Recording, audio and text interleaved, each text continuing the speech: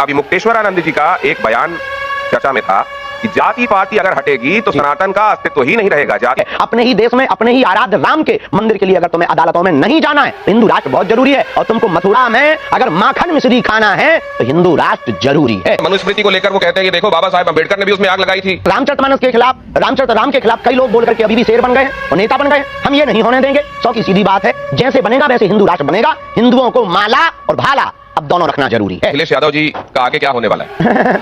आ जाओ धाम पे, आ जाओ, हम बताते हैं। जो पत्थर फेंक रहे थे उन पे बुलडोजर चल रही है। जो सरतन से जुदा होने की बात कर रहे थे उनके घर मिट गए हैं।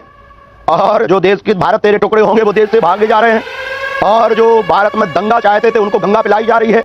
जय श्री राम मित्रों, इस इंटरव्यू में हमारे महाराज जी पंडित श्री धीरेन्द्र कृष्ण शास्त्री जी से ये पूछा गया कि आजकल ये जो लोग धर्म संसद कर रहे हैं, जगह जगह लोगों को जागरूक कर रहे हैं और सनातन बोर्ड की मांग कर रहे हैं, इसका मतलब क्या है। और सरकार अगर धर्म संसद को नहीं करने दे, सनातन बोर्ड को नहीं माने, तो ये लोग क्या सरकार के ऊपर प्रेशर डालेंगे, क्या सरकार के साथ जबरदस्ती करेंगे। और विपक्ष के नेता जो कि महाकुंभ को लेकर के हमेशा सवाल उठा रहे हैं, सरकार को लगातार घेर रहे हैं और गंगा जी के पानी को गंदा बता रहे हैं, उस पर महाराज जी की क्या प्रतिक्रिया है। और उनसे पूछा गया कि जब आप खुद को कट्टर हिंदू बोलते हैं तो आप मुसलमानों का इतना विरोध क्यों करते हैं। और ऐसे ही एक से बढ़ के एक इंटरेस्टिंग सवाल हमारे महाराज जी से पूछे गए, जिनका उन्होंने बड़ी सरलता से और सटीक जवाब दिया। और अगर आप सच में कट्टर हिंदू हैं तो इस इंटरव्यू को लास्ट तक जरूर देखिएगा और अपनी प्रतिक्रिया में कमेंट में जरूर बताइएगा कि आपकी इस पर क्या राय है।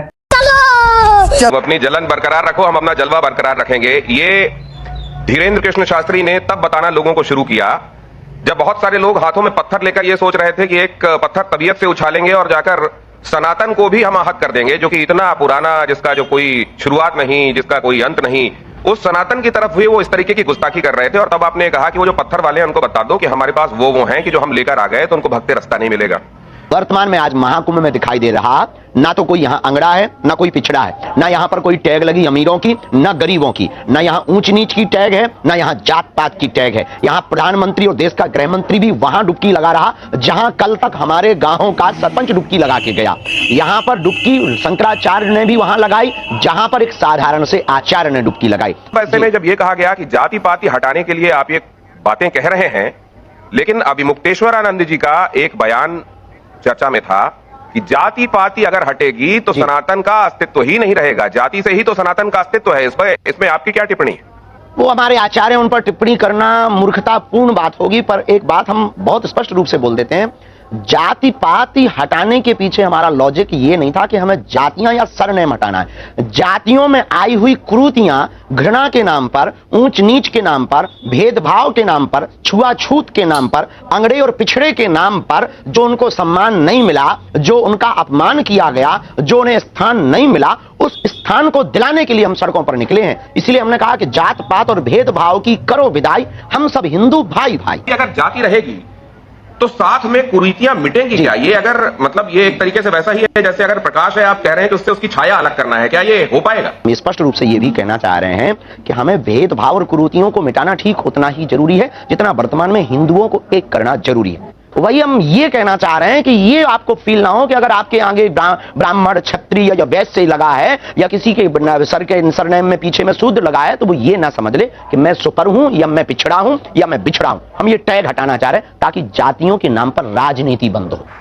12 महीने 12 दिन लगाकर दक्षिण और उत्तर के विद्वानों ने कुछ रूपरेखा भी तैयार की है। उसमें मनुस्मृति से लेके श्री राम राज्य से लेके श्री कृष्ण राज्य से लेके तमाम चीजें उसमें समाहित की गई हैं। चाणक्य के भी उसमें जो सूत्र हैं वो समाहित किए गए हैं और वो कुल मिलाकर यहां से आगे भेजा जाने वाला है हिंदू राष्ट्र के संदर्भ में। धर्म संसद में क्या क्या होने वाला है और क्या हिंदू राष्ट्र को लेकर अब एक रूपरेखा तैयार है जो सरकार को सौंपी जाएगी।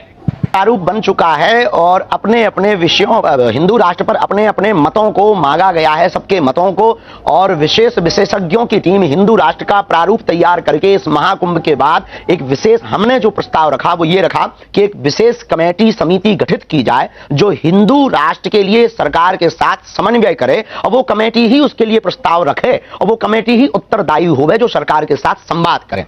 हम लोग तो सिपाही हैं, हम अपना कार्य करेंगे, गांव गांव जाकर, जंगलों में जाकर आदिवासियों को जगाकर, बिछड़े और पिछड़ों को गले लगाकर, वनांचल वासियों को गले लगाकर हिंदू और हिंदुत्व, हिंदुस्तान और हिंदू राष्ट्र के लिए उनसे पुकार करेंगे, उनसे भिक्षा मांगेंगे, उनसे याचना करेंगे कि अगर अपनी संस्कृति को और अपनी बच्चियों को सिद्धा जैसे कांड से बचाना है तो हिंदू राष्ट्र बहुत जरूरी है। अपनी रामचरितमानस को अगर फिर से नहीं जलवाना है तो हिंदू राष्ट्र बहुत जरूरी है। अपने संतों को, पालघर जैसे संतों को मृत्यु से नहीं होते देखना है तो हिंदू राष्ट्र बहुत जरूरी है। अपने ही देश में, अपने ही आराध्य राम के मंदिर के लिए अगर तुम्हें अदालतों में नहीं जाना है तो हिंदू राष्ट्र बहुत जरूरी है। और तुमको मथुरा में अगर माखन मिश्री खाना है तो हिंदू राष्ट्र जरूरी है।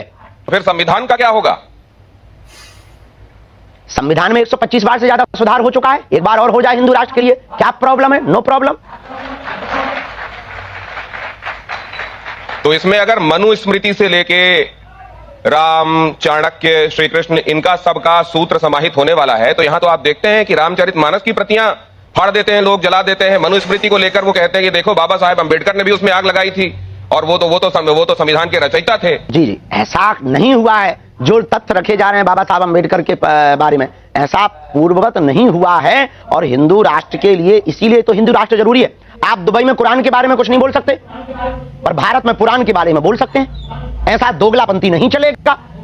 आप जो है इस्लामिक देशों में, वहां के उनके जो भी मालिक, पीर फकीर जो भी होते हो, हमें क्या लेना देना है उनसे, लेकिन आप उनके खिलाफ नहीं बोल सकते। भारत में ही किसी लोगों ने बोला है तो FIR हो गई, पर लेकिन रामचरितमानस के खिलाफ, राम के खिलाफ कई लोग बोल करके अभी भी शेर बन गए हैं और नेता बन गए हैं। हम ये नहीं होने देंगे। 100 की सीधी बात है, जैसे बनेगा वैसे हिंदू राष्ट्र बनेगा। हिंदुओं को माला और भाला अब दोनों रखना जरूरी है। पास होगा हिंदू राष्ट्र को लेकर धर्म संसद से, उसमें टाइमलाइन भी होगी क्या? सरकार के लिए यह भी होगा कि अमुक समय तक आपको इसको घोषित कर देना है, इस तरह की समयावधि भी देंगे क्या आप?